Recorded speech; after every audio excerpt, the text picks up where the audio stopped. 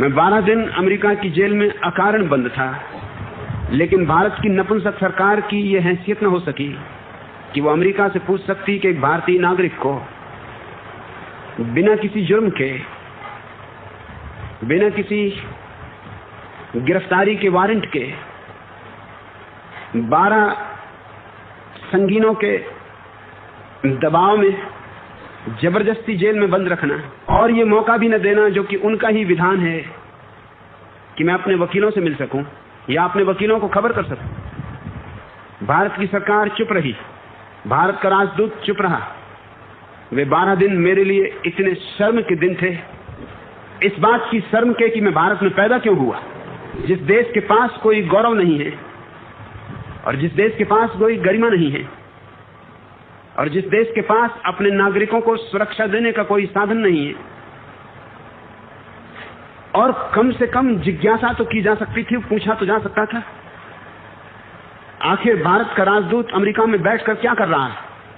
उन 12 दिनों में एक ही बात जो मेरे मन में कांटे की तरह चुभती रही, ये थी कि क्या भारत ने अपनी आत्मा बिल्कुल खो दी। और जिस दिन मुझे अदालत से छोड़ा गया, क्योंकि कोई कारण न था मुझे बंद रखने का, उस दिन भारतीय राजदूतावास का आदमी मुझसे मिलने आया कि भारत के प्रधानमंत्री ने पूछवाया है कि हम आपकी क्या सेवा कर सकते हैं। मैंने कहा 12 दिनों तक शायद भारत के मंत्री, भारत के प्रधानमंत्री अफीम के नशे में,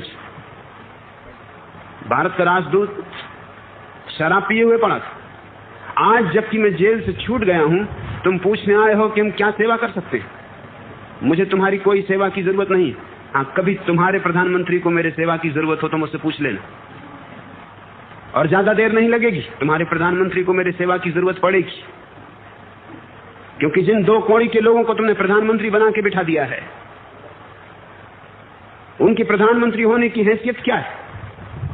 क्या तुम्हारी मां को गोली मार के हत्या दे दी जाए तो तुम प्रधानमंत्री बनने के योग्य हो जाते हो। प्रधानमंत्री होना तो दूर, किसी दफ्तर में क्लर्क होने के भी योग्य नहीं होते। तुम्हारी माँ और बाप दोनों भी अगर गोली से मार दिए जाएं तो भी किसी दफ्तर में चपरासी होने के लिए तुम्हें योग्यता की जरूरत पड़ेगी। ये कोई योग्यता नहीं। लेकिन छुपाने के लिए कि हमने फिक्र की, और फिक्र तब की जबकि मैं जेल के बाहर हो गया। भारत 2000 साल से गुलाम था।